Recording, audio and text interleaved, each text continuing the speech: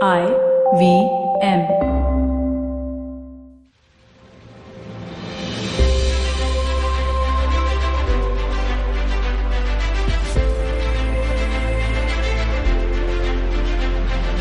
Welcome to another episode of This Round is on Me. So guys, it's February and you know what that means. It's the month of love. So I decided to invite the love of my life onto the show. Yes, I invited Jay as a guest today. And just sort of to tell you a little bit more about us, we met 13 years ago in Bombay and at a bar at the Ghetto, for those of you who are from Bombay. And Jay was actually just going through a divorce. He had moved back to Bombay to be closer to his two children. And we were 18 years apart. So let's just say we weren't exactly a match made in heaven, didn't tick any of the boxes as far as my parents were concerned. But we ended up getting married two years later. And to top it all off, we also decided that we were going to venture into business together. A big no-no as far as my family was concerned. They actually tried to talk us out of it very politely for the longest time. But hey, we just celebrated 10 years together as a couple and also 10 years of our business just last month. So I guess something worked out, right? But I decided actually to ask my followers on Instagram if they had any questions about couples who work together. And I got a bunch of really interesting questions and a lot of common sort of questions seem to be coming up. So I decided actually to invite Jay on the show today and address some of them. So that's what we are here to do. And Jay, thank you for making the time to be on the show and welcome to my podcast. Hi, Gauri. Give all your attention to the show. You have to give me 1 hour of your undivided attention. No, absolutely. No, you have started doing this podcast for a long time, and being a subject today was quite interesting. And I was thinking about this. And it's so fun I have to to tell you guys one thing that, work has been rather crazy over the last year, obviously in the middle of a pandemic, etc. And that's also when I happened to launch this podcast. And with everything going on, Jay was like, really, do you actually have the time to also do a podcast? Like, can I not find some work for you to do? And we've always had this big battle about how I had time to do a podcast, but not half the list of things that were required at work. So today when, I asked him to join me on the show, I wasn't even sure he was going to say yes. But Jay, thank you again for making time and making yourself available for the show. No, just I want to add one more thing. Not just the work. I mean, because when she started doing the podcast, I felt like, okay, she's going to do this podcast, which is going to be off the work. And the one more biggest thing was, and she was taking away my personal time also. Because as you know, Gauri wears many hats and she has very little time. So there you go. Right. So, anyway. Okay, Jay, I'm going to ask you a couple of the questions that I got from, people on Instagram. And, of course, sort of you pitch in your response and I'm going to share my 2 cents as well, if relevant. Okay, so when you first had the idea of starting a restaurant, was doing business with me always part of that plan as well? No, I mean, I'm sorry, I have to take you a little back how this restaurant happened. In 2006, when I had an opportunity to come to India, I had a plan to come for about 2-3 years and spend time, as Gauri mentioned to you, that I went through a divorce and I have 2 kids. And the kids had moved to India already. So I felt like, okay, it's important. The kids are young enough, small enough. So I should go and spend some quality time with them. I was in the business situation where financially I could do that. And when I said, okay, I'll go to India to be with the kids. So what am I going to do for like 2-3 years? So I had this plan, crazy plan in my head when I was in college is suppose one day if I do go back, I'll open a restaurant.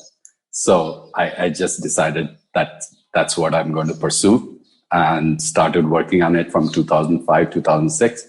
And we opened the restaurant table in 2011. Isn't that a bit long, 5 years to open a restaurant? No, I'm just kidding. No, it is. It is a long time, but I moved to India only in 2008. But I started planning in 2005 back in San Francisco, meeting the restaurateurs, meeting the chefs, and wanted to know if it is really possible. So that was the time when I was in San Francisco, spending on site to explore if it is possible. Okay. And of course, we hadn't met at this point. So clearly I wasn't part of the plan or even the planning of the plan. But then you did come here and you did start sort of venturing into this sort of idea a little more seriously. And it went from sort of plan into execution. And, so at what point did you feel like it was a good idea for us to start working together? Okay. So as I said, 2008, the time when I moved, and 2008 is the time when I met you the first time. And you were, while I was scouting for the space, while I was putting together this business plan to open the restaurant, Gauri was very much part of it, but not as an active part of being my partner. But she was helping me out in legal stuff, accounting, the cash flow, how much money we are looking to spend and all.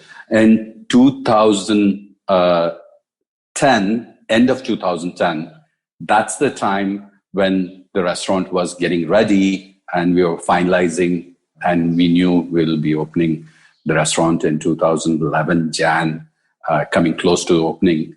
And that's the time I approached Gauri and said, why don't we work together? And it was, I thought she will turn me down. So I didn't start with having Gauri over together with me, but there was one point in time as we got closer to the opening, I felt like asking Gauri if she wants to join. And it was a positive. I mean, she thought about it and she felt, I guess, that it will be a good idea to come on board. And then it's all history from then on. Yeah, I mean, I think, just to sort of break down my thought process a little bit, yes, I was in a very sort of stable job at PwC at the time.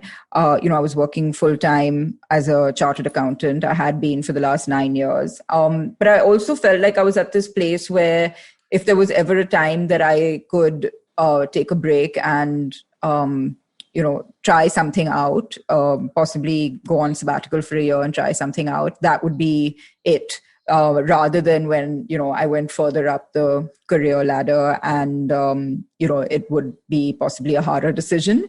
So that's the way I thought about it. I was like, I was confident that if I needed to come back to this profession, the doors would be open to me. And, what's a year, right? So it was a very risk-averse decision in my opinion. And of course, the sabbatical has now stretched to about 10 years. But that's kind of my thought process when I decided to, join Jay full-time rather than virtually have 2 full-time jobs. So, No, I think that was my selling point to you was I asked what could go wrong or what is there not to try it out. Give me a year. What's the worst that can happen, right? Can happen. Yeah. Okay. So, now it's been 10 years and you're still here. I'm still here. But, if you sort of think about it, what would you say are some of the pros and cons that you faced of working together? Definitely, there's a lot of, there are pros and cons. I mean, if you evaluate pros and cons, there'll be more pros working with your spouse than cons. One thing about let me go through some of the pros and some of the cons. One of the cons in working with your spouse is the time, the personal time. That's what it takes a backseat, because you don't know when is business and when is the personal time, because when you're working together, you're going to see each other almost throughout the entire day, and then you go home with your other half, and that becomes a little overkill, because all you will be doing is discussing work, because there's no enough time when you're running a restaurant. That is what was the negative for me. But the pros are, there's so many pros working with your spouse, because first of all, you're like-minded. That's the reason you have, I think that's the reason you fell in love, and you decide to get married. So that equation is already done for you, because the compatibility, you have already started getting to know the other half in your life. And, the biggest pro is, if you're working with your husband or wife, it's like two people instead of one. It becomes, you can share your works. And in our case, what we do is we have a very defined space, what is Gauri is responsible and what I'm responsible. And the biggest challenge there is like you can't cross over and try to influence the other person. In this case, it's your wife. So if you can maintain that becomes very positive. And again, financially, if you look at it, we both want this business to be successful. So we both give 100% to the business. And again, the reason we started working together is because we felt like the things Gauri brings to the table is mutually beneficial for what I bring to the table. In this case, Gauri being a legal, her background coming from the legal side and the CA side, accounting side, it's a best and most important aspect in the business. So basically, if you think about it, any startup which happens, whether it's in Silicon Valley or in India, so you have to have three main people in the business: the CEO, the CFO, and the CTO.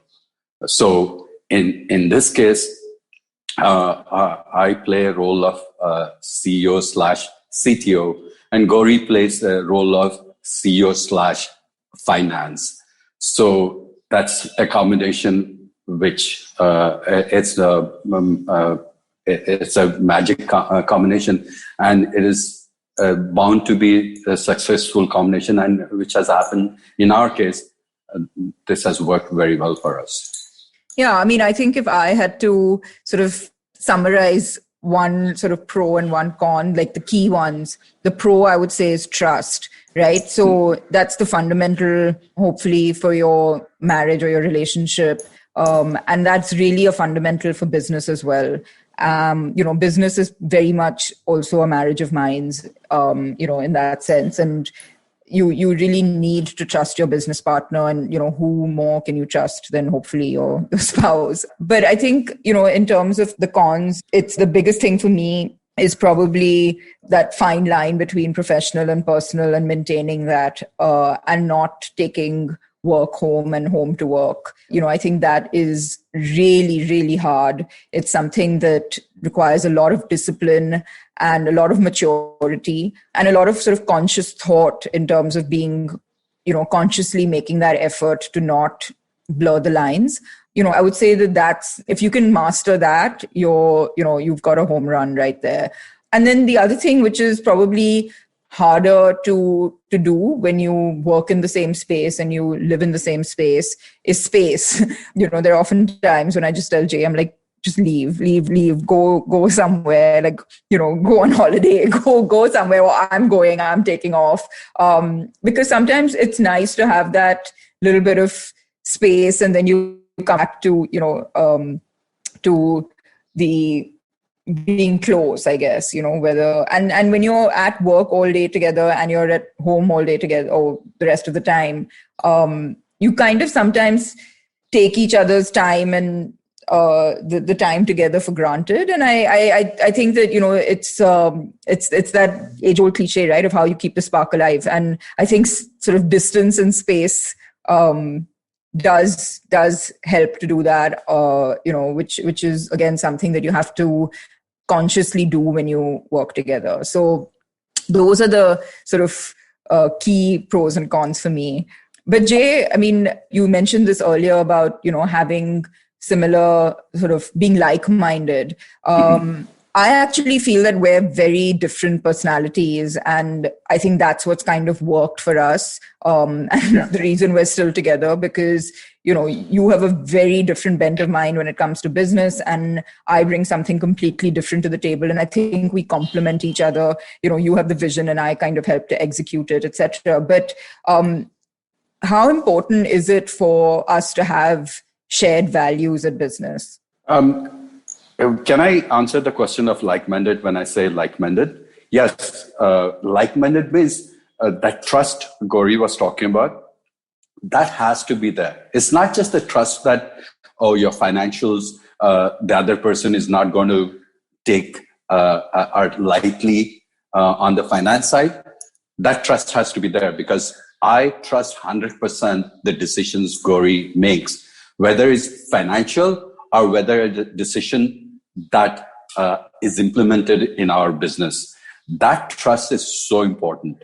The like-minded thing is, yes, of course, we are very different, but I say the word like-minded is more on the trust side of it, because the spouse has to trust the other person, because in the business, whether it's your spouse that you're working with or any other partner who's your friend or outsider, if you don't believe that your partner or your spouse can achieve what you are supposed to achieve, if you don't have that faith, it is very, very hard in the business for two people to work together. In this case, Gauri has found the strengths that I bring to the table, and I mutually know her strengths, what she brings to the table. Combined together, marrying these two strengths together, the bottom line is successful, implementing the business successfully. That's what I think. I think one of the funniest things is that because of my profession, as my sort of former profession as a chartered accountant and a tax consultant, I'm naturally risk averse, and I think my role in life as a restaurateur has basically been to Stop me. Yeah, to stop you and to basically kill all your ideas and kill all your plans. And if you still go ahead and do it, then there's something there. Because I know that's what, I'm always I'm always sort of playing devil's advocate to Jay and questioning him a million times over about everything he does. And I guess, we still managed to pull off 6 brands or 7 brands. Yeah, I want to give you a little secret. With Gauri having that analytical, logical mindset, and every time when I go and present something to Gauri, or when we discuss about a new business plan or a new idea in our existing business plan, before I used to take her as she's my spouse, she's my wife, she will hear me out anything I say, or she will agree any idea that I present to her. Then later on, very earlier on, I realized that no, when I do present, she questions me as I'm going to a VC and pitching an idea. She's hard as an outsider, or harder on my ideas than outsider. Then I realized that's so good that I can't just go and brainstorm with her with any stupid idea. I have to be very careful of what I'm presenting, and I have to have the data, a backup data to present her. So that became a very positive thing in my mindset. And while I was while I was thinking or coming up with ideas to expand, and to have a solid body, whether as a partner in your business or in my case, the spouse, who's very strong and comes out very strongly and just not take anything I say literally, but to question and to make sure that what I'm saying, I just have not pulled out from a thin air, but to have a valid data and a backup for that thoughts or ideas. Maybe that's just modern marriage, right? Where we don't take everything sort of at face value and lying down, right? But look, one of the questions we've been asked, Jay, is that how did we decide the roles that each one of us would take on in the workplace, and how important is it to divide these roles in the business? And I'm going to sort of pitch in my my take on this. We actually didn't have a rule book when we got into this, and in fact, literally everyone told us it was the worst idea ever to get into business together. And I mean, I think that we did it nevertheless, partly because I just didn't want to see Jay do something that where I wanted to like support him in whatever way I could, and at that point it was the financial and legal aspects. And it was just more because the workload was getting so much that I ended up taking it on full time. But once I did take it on full time, we were actually in a place where we were probably discussing everything together. We were, taking decisions together on every single aspect. And one thing I realized very quickly was that we didn't have the time to do that. There was too much work to get done where, if we had to sit and make every decision together, it would just take forever. So it kind of happened almost accidentally, where we decided that we needed to divide and conquer, and how we went about it was pretty much like Jay I think alluded to earlier, was that it was kind of we both took on our natural inclination towards certain roles. So obviously I took on the finance, the legal aspects, the sort of manpower aspects, and then Jay, who really had the vision and was better with dealing with government officials, dealing with the entire setup of the restaurant, etc. That was kind of where what he enjoyed very importantly, and where he kind of found himself leaning towards. So I don't know, Jay, do you think that's right? I mean, is anything? I think so. It's very simple when it comes to business. Is like there are two ways of doing business. You do alone and you hire people to fill the role, missing role, or you find people that has a different experience that needs in a business. Say the example which I shared with you about CTO, CFO, and CEO, that three different aspects of a business, very important pillars of the business, but they are three different people. So if you're lucky to have, if you are a finance guy, and if you have two friends who are strong on the management side and one friend strong on the technical side, then it's a happy marriage, right? I mean, the success of your business will be there because there are three expertise handling that business. In our case, we were lucky because I was more on the entrepreneurial side, the running the business, operation of the business, and Gauri happened to have the financial background and the legal background. That was the best marriage that we could come across. So it made it easy. And the other thing is, as Gauri was saying, there was a lot of times you don't have time to discuss everything. Yes, of course, we'll discuss for a new project or a new idea, and we discuss till the cows come home. And we use all kinds of ways of making sure that we are right in every aspect. Like we have addressed all the issues in that project. But sometimes when you know your partner, when you know your spouse, in our case, has the capability, So you let them free and let them to make that decisions. And that's what happens in our case is like we have divided our work according to our expertise, according to what we know and what we like. And we just draw a line and do not interfere in each other's. And that's, I think that's is very important in any business, especially when you're in a business with your spouse. Yeah, I think it actually comes down to respect, right? Because you really have to respect the other person's ability. Otherwise, don't, get into bed with them, no pun intended. But, and it's it's actually nice to be able to sort of, divide, like I said, divide and conquer, where one person takes on something and you don't have to, you completely trust them to do the right thing on that front. And, but, Jay, how does it work with marriage then? Do you also think that there are defined roles in marriage? The marriage, I don't think there are defined roles in marriage, because marriage becomes like personal thing. Business, even if you're working with your spouse, you tend to be more professional because there's a lot of money involved, and there's a lot of other people's money involved, and there are other employees involved. So you can't take as lightly as you take in your marriage. In the business, you're very shrewd, and you make sure that, even if you have differences, you try to work together.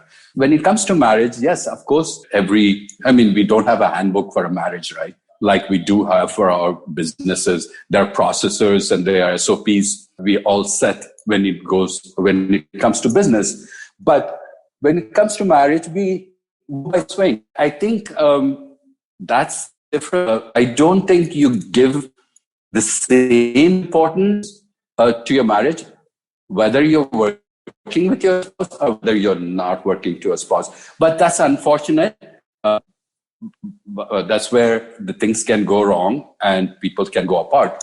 But that you will find out in your marriage is when things go wrong. So hopefully you keep a cross check every time and make sure that the way you work together in the business, also important that you show that respect and trust in the other person and work out some kind of have some kind of tools to keep your marriage exciting and going smoothly. I think, I don't know if this is sort of what you meant, but I feel that like with business, even at home, you naturally kind of fall into certain roles, not because they've been defined by society, but because it's just your inclination. Just like I don't think you will ever get around to planning a holiday for us. I think we'll still be sitting in Bombay if that was ever to happen. Details and organization I would say not your strong suit. But, no, it's not. It's not. It's just because very earlier on, I saw that she's very logical, and she, even when she plans a trip, she plans from everything, from step by step and step. I know I can't do it. I don't have in me to do that. That's the auditor in me, guys. I can't help myself. So I don't even try to compete with her, because I know I won't be doing the same good job as she does, whether planning a trip or expanding a business plan. Yeah. So, but, I think if I sort of take this a step further and talk about when we had our daughter, Dia, and I remember that for the longest time, I went through this phase where I really blamed you, Jay, for not sort of leaving work early and, going home, and that you weren't doing, because of the nature of your role in the business, you were not doing this traditional 9 to 5, desk job, and your sort of work was so different from that kind of structured office role. And I really kind of sort of held a grudge against you for the fact that you could leave the office at like 2:00 and, be done with your work. You'd done your rounds in the kitchens and in the office and in the restaurant, and you were kind of done and you could go home. And I know for a fact that it sort of took me, I would say almost like a few years to realize that actually it was the best thing, because it meant that one of us was actually able to be at home with Dia and our daughter. And that, but it took me a while to see the flip side of the fact that, I was at work all day and Jay didn't have to be. So, I really feel like when it comes to sort of these roles and, it's so important to figure out what works for you and not what, jokes apart. Like, do you feel that we've been able to kind of ensure work and home are kind of going smoothly? I think so. I think because it all depends on the nature of work. In our case, it's a restaurant. We are in the hospitality business. It's a little different than starting a startup to manufacture a Wi-Fi or a software company. So every business has a different requirement. In our case, I don't remember. I don't know if you remember, Gauri, in the very earlier on when we had Dia. So we knew that you work. You had to spend longer time in the office. So we said, okay, at least one parent will go home. And in our case, I had that extra time because my nature of work was like I could be home and doing the same work. And at the same time being with our child. Yeah, of course. So, I mean, that's exactly what I was saying, that, but it took me a while to kind of accept that it was you who was going to be doing that and not me. I was lucky. I always thought that you were just slacking off from work and I was the one doing everything properly. But no. So anyway, benefit of hindsight. So, this sort of brings me to leads me nicely into the next question that we've been asked, which is how do we handle professional disagreements and ensure that it doesn't hamper our personal life? I could actually talk about this for hours, and because I've definitely seen this happen a lot at work, and I mean, not at work, but like between us, and it's not just about professional disagreements hampering personal life. It's also personal disagreements hampering sort of professional life. And that's what I was kind of referring to earlier when I said that it's very hard to, maintain that line between the two. And, we're all human, right? So it's inevitable that if you're upset about something, you've had an argument or disagreement at work, you can't suddenly, you're not Jekyll and Hyde. Like, you can't come home and just be someone completely different. Although I have to say, Jay, I think you do that better than me, and possibly has something to do with our age difference. But, I mean, what would you say is, how do you sort of think about it, and why have you been able to manage that better than me, do you think? That's what the difference age makes me much wiser. And I've learned from this. No, age and a second marriage. So marriage. Now, if I have to answer this question, it is very difficult. This is where the most couples have a problem, because you can't master it. There are disagreements at work. I mean, not necessarily. Doesn't matter how well the couple can manage to work together. There will be days. There will be things that we have two different points of view. And when you have these two different points of view, and it depends on who has that stronger feeling towards their opinion, and it does become very difficult. And it does become a little bit of an uneasiness, because when you have this disagreement, you get into, discussion, heated discussion, I can say, which happens many times in our lives. And when you go home, that person that you had this heated discussion is next to you in the bed. Yes, if you carry your emotions, if you can't handle that, it will be very, very difficult to face your spouse at home. In my case, it was a little bit easier because this is my second round in business. And I have worked in my previous business also. I thought you were going to say your second round in marriage. Second round in the business, second round in the marriage, and second round working with the spouse. I mean, I did work with my ex back in San Francisco. And for me, as I said, I have learned because, the time makes you wiser.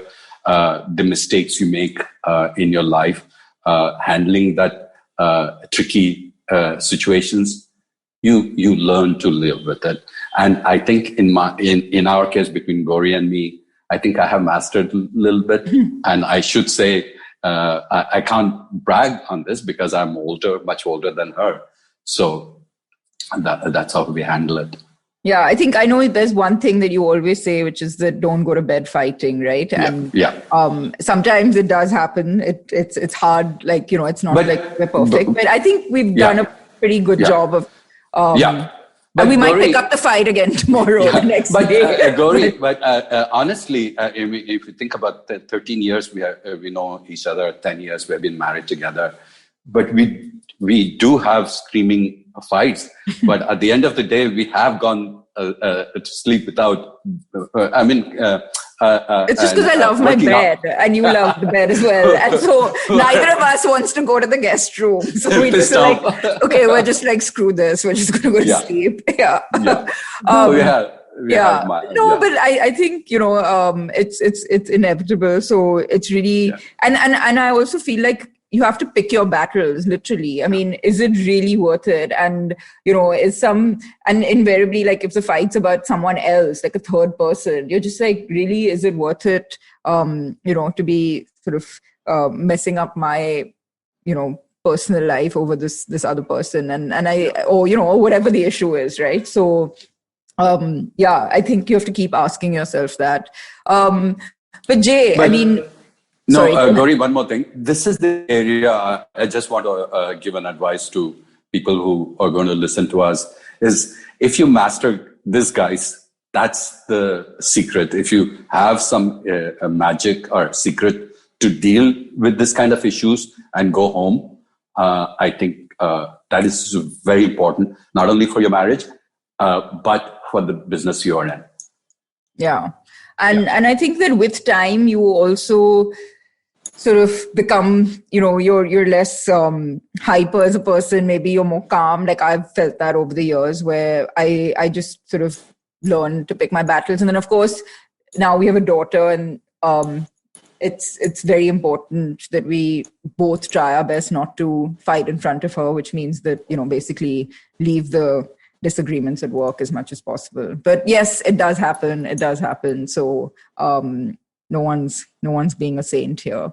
But, with all this time that we spend together, Jay, at home, at work, social commitments, etc.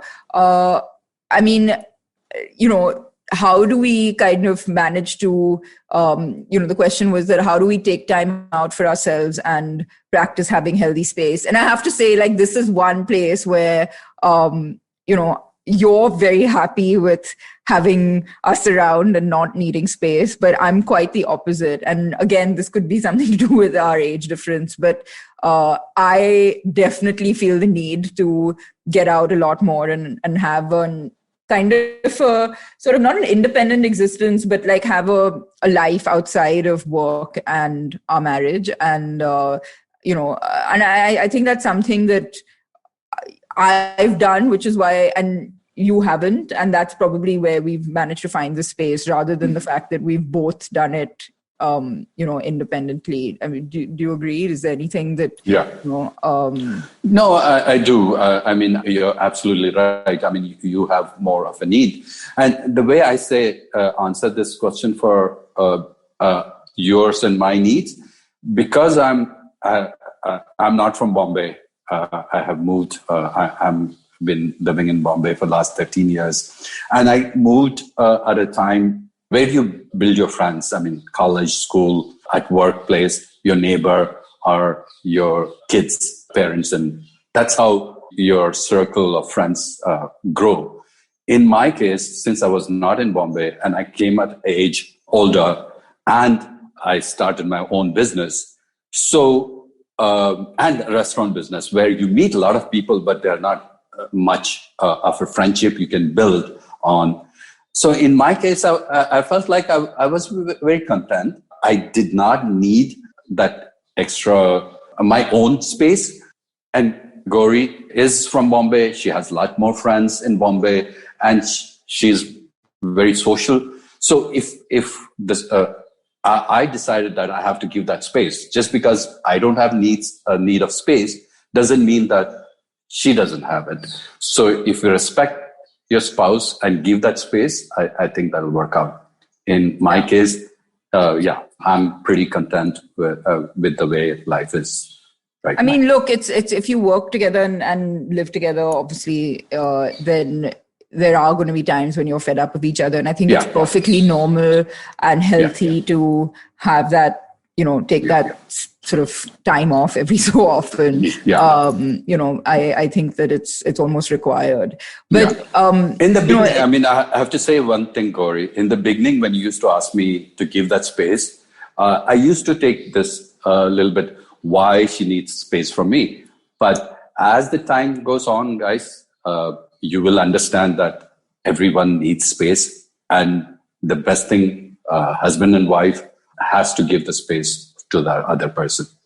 Yeah, which sort of brings me nicely to the last question that we've been asked, before we get into some sort of fun questions.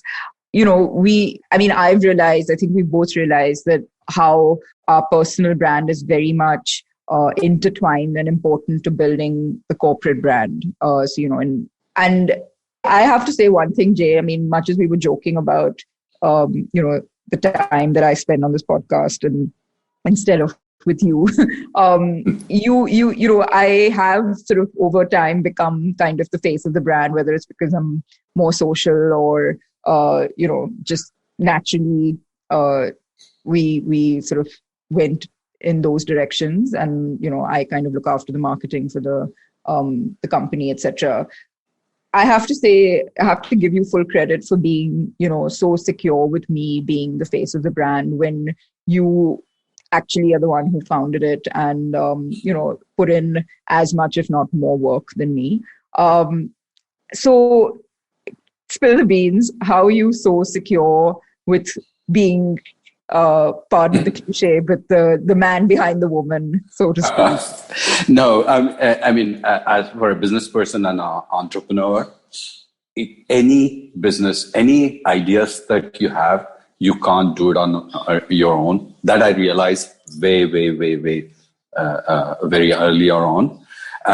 Any successful business needs some, like I said, like-minded people, the respected person that you have. You can respect the other person and trust the other person. In our case, I mean, you are the face of the brand. That's what I realized that in the beginning. Will I be able to take that role that Gauri has today? I was not the person for that. I knew if Gauri was not today Gauri is doing that PR, marketing, and finance and all those aspect of our business. If she was not doing, there would have been someone else because I would have not been able to fill those shoes. So I realized that very well on. And it is lucky, I'm happy that my wife can handle that other aspects of business that I can't handle. So yeah, you need to be secure. If you know that how much you have put, how much is your baby, and if you're confident, then you let it go of things that you can't implement. So if it is your spouse, or if it is not the spouse, if it is someone else, you have to trust that person. And if you do trust it, it's definitely that's the only way that you can see your business grows and it becomes successful. Yeah. So it's basically what you're saying is that it's really about recognizing your strengths and not letting your sort of ego get the better and be secure and confident about yourself. Because if you're insecure, then if you feel like, oh, your spouse is getting the limelight and they are getting all the thing, I mean, you have worked so hard, it's your money and all those things, then you're starting on a very negative connotation. Yeah. Okay, Jay, so we've entered the last segment of the show. This is the fun bit, the rapid fire. Say the first thing that comes to your mind, okay? And no long-winded answers. Just say the first thing that comes to your mind. I survived this. By the way, Jay has this knack, and that's why I had to do this little preamble to the rapid fire, because Jay has this knack of leaving a voicemail on people's phones, and the beep has long gone, and he's still talking. So with a story. I know. Whenever I talk, whenever I give an advice, I go with a story. Then you go back about 5 years. Yeah, I know. Yeah, we all know this? Yeah. Okay, Jay. So here goes. Yeah. What comes first, business or love? Of course. One word. I'm kidding. Go ahead. Right now, the place we are in, business for sure, and then comes love. Jay, I'm offended. It's a reality, right? Okay, what's your best comfort food? Oh, my best comfort food, there are two things, pizza and biryani. I knew it. Was that like a little plug for toppings? Yeah, we have pizza as a topping and biryani as a tara. And guess what? When we got into food business, I mean, when we got into restaurant industry, I always had in my back of my mind that one day I need to have a good biryani place, which I have to start on my own, and a pizza place, which we have to start on our own. That's my comfort food. It took us 9 years, but 9 years. Better late than never. Yeah. Okay. Best advice you've ever received? To let it go when there are times that you can't do everything on your own. Trust, you have to let it go. Fair. I know that, and for all the listeners out there, Jay is obsessed with vintage car shows, and literally I have to fight him for the remote to switch one of those off. So Jay, if you had to pick your favorite car of all time, pick any one vintage car, which one would it be? If I have to pick, okay, let me go. I'm more in a classic car, vintage. I like vintage cars, but my love is for classic cars.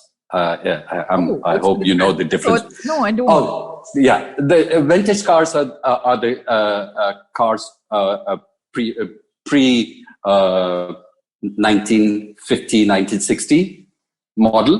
1960 onwards are classic cars. 1930 and all, the steam. I mean, the Ford Model T and all those are vintage cars. So which one? So come on, one word. Okay, I like classic cars. If I have to pick vintage cars, I'll pick Bugatti. Okay, and if it was a classic car? If it's a classic car, I love 1970 Chevelle. Okay. Yeah. Great. I'll just take your word for that. I have nothing to say back. No, I'll pay attention next time you're watching these shows. Jay, finally, what's your message to budding restaurateurs? It's if don't get into business if you don't love it. First of all, you need to have the palate for food.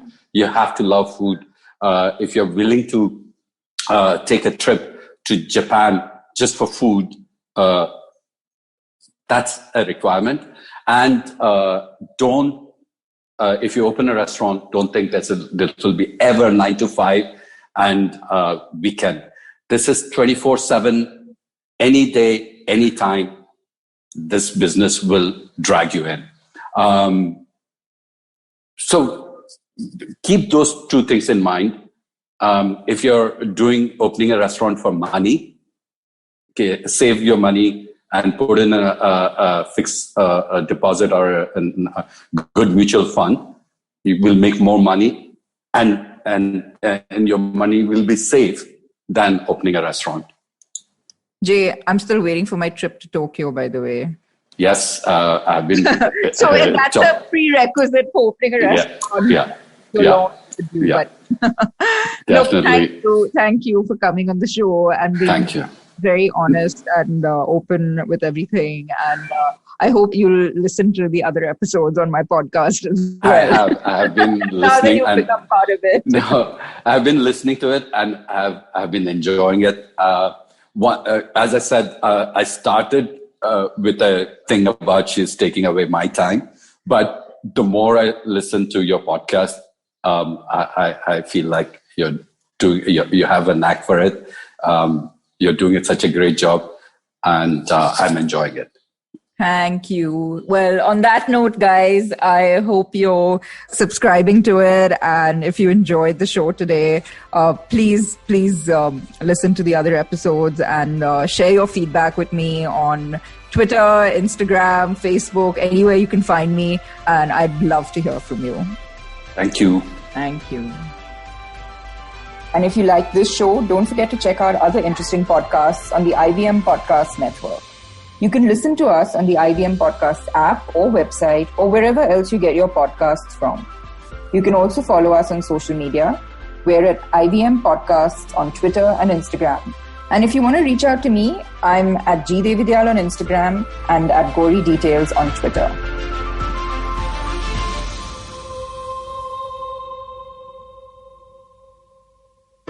I hope you enjoyed that show. If you aren't following us on social media, please do. We're IVM Podcasts on Twitter, Facebook, and Instagram. I'd like to thank the sponsors on the network this week, Storytel and The Whole Truth Foods. Thank you for supporting us. So, great week on the network again this week. Definitely do check out the Pragati podcast. Pawan spoke to Krish Ashok. They discussed science, knowledge, and the wonder of Indian home cooking. Staying in the realm of food, on This Round is on Me, we had A.D. Singh as a guest. Gauri and A.D. discussed the 10 years anniversary of The Table and the 20-year anniversary of Olive. So two of Bombay's biggest restaurateurs have a conversation about the restaurant business. All Things Policy celebrated 500 episodes on January 27th. Manoj talks to Aditya and Anirudh about the surprising origins of the podcast, its evolution over the last few years, and its exciting future. This episode also marks their video debut, so definitely do check that out on YouTube. On Storytellers and Storysellers, Vineet talks to Ranjit Pratap Singh. Ranjit is the co-founder and CEO of Pratilipi. Pratilipi is a company that's recently acquired IVM, and Ranjit on this episode discusses his plans to build a homegrown media empire, his love for comics, and how India can have its own comic cinematic universe.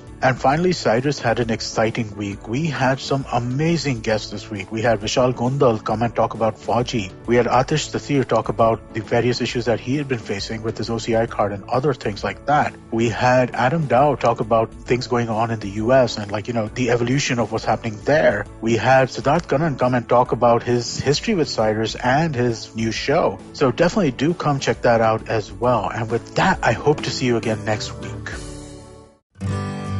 Working Monday to Friday glued to your chair making you feel dull? Worry not. Get your 5-minute weekly dose of travel around the world with Postcards from Nowhere. Join me every Thursday as I explore the strange, obscure, and fascinating parts of the world and bring out facets of travel you may not have thought of before. You can find us on the IVM Podcast app, website, or wherever you get your podcast from.